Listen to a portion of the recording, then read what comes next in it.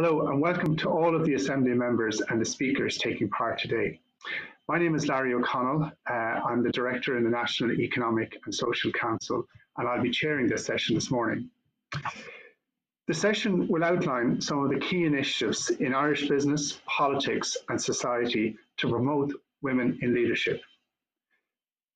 Today we have three speakers who will talk to us about the work of their organisations and what they would like to see happen to increase the participation of women in decision making. I'll briefly introduce each and then I'll call on each of them. First today we have Sinead Gibney, who is the Chief Commissioner of the Irish Human Rights and Equality Commission. She was previously head of Google's Social Corporate Responsibility Division and has also served on a number of voluntary and corporate boards. Second, we will have Gary Kennedy. Gary is chairman of Greencore Group plc and is also a member of the 30% Club and the Balance for Better Business initiative, both of which aim to increase women's representation in senior management roles. And thirdly, we have Alison Cowzer. Alison is the co-founder of East Coast Bakehouse, a food manufacturing business based in Drogheda. She is also chair of the Women for Election, an organisation which provides training, mentoring and support to women interested in getting involved in political life. So if I could call on you first, Sinead, you might briefly explain to us the objectives of the IHREC in the area of women in leadership and why you believe increasing women in leadership is important. Thank you so much. It's such an honour to address you all today. I'm so proud of the work we're doing here in Ireland with the Citizens' Assembly. You have an exciting job to do and I wish you all the best as you take it on and enjoy it. The organisation I represent is the Irish Human Rights and Equality Commission. We protect and promote human rights and equality here in Ireland. We're an independent body, which means that although we're funded by the state, we have control over what we do. And we connect into an international network of organisations, including the UN. We hold the government to account on rights and equality, and we also work with the government, the public and private sectors, and the general public to create an inclusive and just society. My name is Sinead Gibney, and I'm the Chief Commissioner here in the Commission. I'm really passionate about gender equality, and in particular, I work hard, and the Commission works hard, to make sure that gender equality applies to all women. As we work towards greater female participation in public life, it is crucial that we include all women in Irish society. Thank you very much, Sinead. Next we have Gary Kennedy. Gary, can you outline for us the objectives of the 30% Club and the Balance for Better Business in the area of women in leadership? Yeah, thanks, Larry, and good afternoon. I'm lucky to represent two organisations here today, both voluntary. The 30% Club is the Irish chapter of what is a worldwide collaboration of organisations and leaders. And the Balance for Better Business initiative is the government-sponsored, business-led initiative that was launched 2 years ago in Ireland, both with similar objectives of trying to increase and get a better gender balance for better business outcomes. A lot of work still to be done, some good progress, both within the 30% Club and in terms of the Balance for Better Business, where we have moved the yardstick from 18% to 26% in terms of board representation by females, and we've moved from 17th position to 15% in the Euro 28, but still a lot of work to be done. An indication of that would be that we still have 8 all-male boards in Irish listed companies. Okay, thank you very much, Gary. Next we have Alison Cowzer. Alison, could you briefly explain to us the objectives of Women for Election in the area of women in leadership and why you believe increasing women in leadership is important? Thank you for the opportunity to speak to you today and to highlight the issue of gender balance in Irish politics. Today, Ireland sits at an abysmal 98th place in the world in the league table for female parliamentarians. Only 23% of our TDs are women, and only 24% of our local councillors are women. So Women for Election is an organisation that was founded in 2012 and whose mission is to inspire, equip and support women to succeed in Irish political life. Our vision is of an Ireland with balanced participation of women and men in Irish politics. We offer very practical training programmes to women from all political backgrounds, from those with a party or independents. We work with them on all stages of their political journey. And since our foundation, we have worked with almost 2,000 women. Our training and our approach works. We have worked with 31 of the current 36 female TDs in Dáil Éireann. We've worked with almost half of the current sitting female councillors and 15 of the current female senators.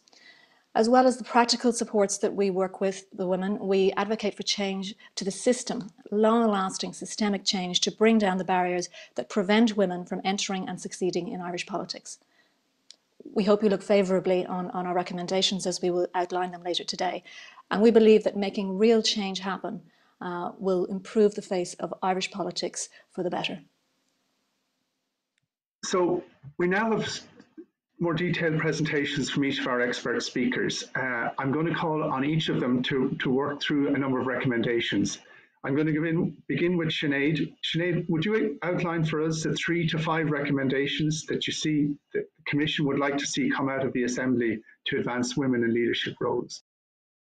Absolutely. Thanks, Larry. I'm going to talk you through 3 recommendations that we think will help address the low levels of participation, of female participation in public life. And they are forcing change by using the law, forcing change in behaviour by using the law, facing up to the fact that different women experience the world differently and not equally. And this is what people mean when they talk about intersectionality. And finally, childcare. Firstly, using the law. We believe that it is not enough to politely ask powerful organisations to change. We recommend that quotas for women's participations in politics as candidates should be extended to local elections. This is already the law for Dáil elections, but women should be present at all levels where decisions are being made. We also recommend that quotas for women's memberships of the boards of private companies and public bodies, including sporting bodies, should also be backed up by the force of law. However, we also know that it is not enough to push open the door to leadership positions if people are not equipped to step through it, or if they don't see anyone on the other side who looks or sounds like them. This is where women's different experiences come in. We know that all women face discrimination in society in big and little ways, but women of colour, women with disabilities, women from the traveller community, trans women, face different types of discrimination. In moments where I would not be excluded, many of those women will be. We're talking about gender and leadership here today, but why I encourage you to think about and explore intersectionality is because gender is not the only thing that keeps women on the wrong side of that door. Unless our solutions actively take account of this, we risk advancing women's participation for just one small group within the female population, the educated, middle-class, white, straight women. That is why we recommend that government funds specific supports and actions, including training and mentoring for women who face bigger hurdles to participation in public life. And finally, our 3rd recommendation is about childcare. If you want to solve a problem at the top, you have to ask, what are the issues at the foundation? The lack of affordable and accessible childcare in Ireland is something that impacts disproportionately on women in lower income households, women experiencing poverty, lone parents. So we recommend that the state tackles the high cost of childcare in Ireland, meaning adequate financial supports and state-delivered subsidies that ensure quality and accessible childcare for all. I'd like to finish with a quote from US Congresswoman Alexandria Ocasio-Cortez, AOC, from the documentary film Knock Down the House, which I heartily recommend. In this now famous clip, she's sitting on her couch ahead of a key debate and she gives herself this wonderful pep talk. I am experienced enough to do this. I am knowledgeable enough to do this. I am prepared enough to do this. I am mature enough to do this. I am brave enough to do this. We need to make sure that the many AOCs in minority groups across Ireland are enabled to fulfil their leadership goals to access and participate in all areas of public life. Thank you. Thank you very much for that, Sinead. I might put the same question now to Gary. Gary, could you go through for us 3 to 5 recommendations you'd like to see the Assembly advance? Thanks, Larry. Well, obviously in the 30% Club and the Balance for Better Business websites, you'll see a lot of the content in terms of our aspirations and objectives.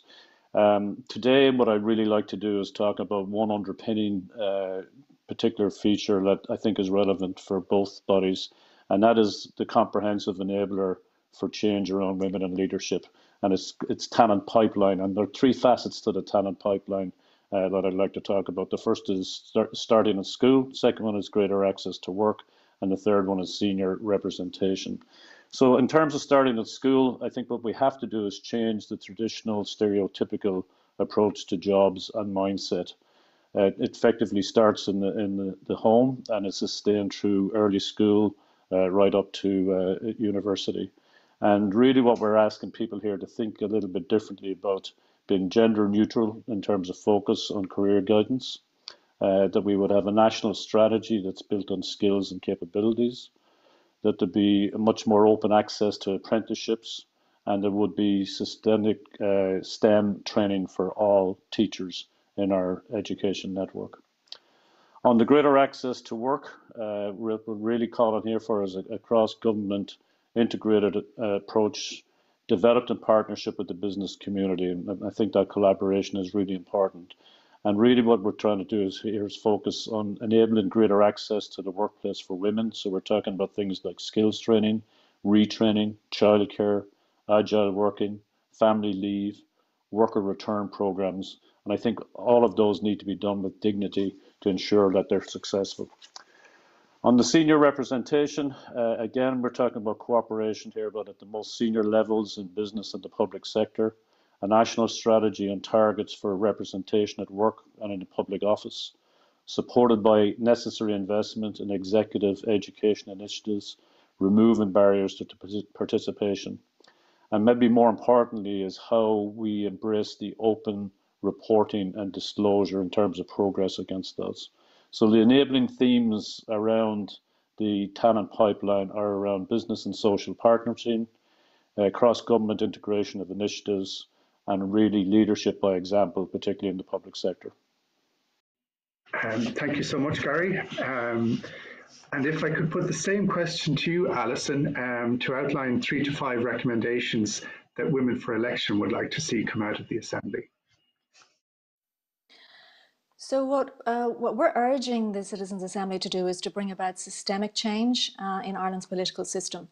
Ireland actually started off pretty well in the sense that we appointed Europe's first female cabinet minister back in almost 100 years ago, Countess Markievicz. But that promising start was not sustained, and it was to be 50 years more before we saw another female cabinet minister appointed. So systemic change is what we needed. The numbers, as I've mentioned earlier, are stubbornly low. And we really believe that it is only by changing the system that we will bring down the barriers to exclude women currently from succeeding in politics. So what are those systemic changes? The first one relates to quotas. We already have a quota which was brought in 2012 legislation for Dáil elections. That saw an increase of 90% of female candidates running in the first election after that legislation was introduced. So 90% increase in candidates with 40% increase in the number of women elected. That really shows us that quotas work. We may not like them, and lots of people don't like quotas, but they like what they do. A short, sharp shock to the system that normalizes women in positions of leadership and makes change happen quickly. However, the pipeline for many in national politics is local politics, and there is currently no quota in place for local elections. We are urging the Assembly to consider legislation that would see 40% quota introduced for local elections and for Shannon elections. This is where many women begin their political journeys and where the pipeline of future women TDs and national leaders is formed. So a 40% quota is absolutely crucial, we believe, to ensure that the political system begins to change systemically.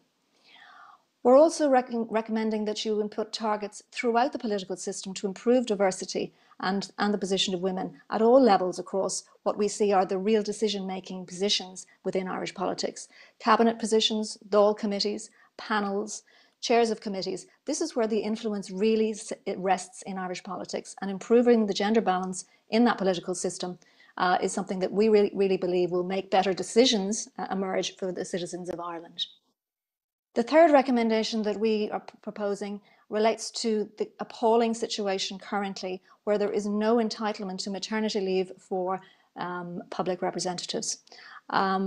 There is no entitlement to do what every other profession in the country has a legal entitlement to do, which is to take time off when you decide to have a family. Any other profession in the country would have been dragged through the courts for decades over this. If we're to encourage more women to enter and succeed in politics, we must introduce even the basic entitlement of maternity leave to ensure that the spectre of women politicians producing sick notes to seek time off for childbirth is something that we can avoid forever in the future. While many of us believe that the arguments on gender is something we've won, we haven't. We need systemic change now to make that happen. So just to finish, I'd really like to thank Sinead, Gary and Alison for 3 really interesting, thought-provoking and indeed inspiring presentations today. I think they've raised some very interesting and important issues for your consideration. If I could just summarize, I think they've certainly asked you to think hard about extending quotas and the targets for the proportion of women in elected positions, to think about setting additional targets to increase the proportion of women in the public sector, on state boards, and in particular on sporting bodies, to set and achieve targets for business, again, especially on boards. They've also asked you to think about tailored and targeted actions for maternity leave for public representatives, and to look at how we can improve training and mentoring for all women. They've asked you to think about the actions that start in school, including gender-neutral approach to career guidance. So in overall terms, I think our experts are asking you to consider how to bring about what they have called a transformative policy to deal with gender division of care and to promote family-friendly working practices. I do hope that their practical ideas and suggestions will help generate a lively discussion at your meeting. I wish you luck and insight on your deliberations.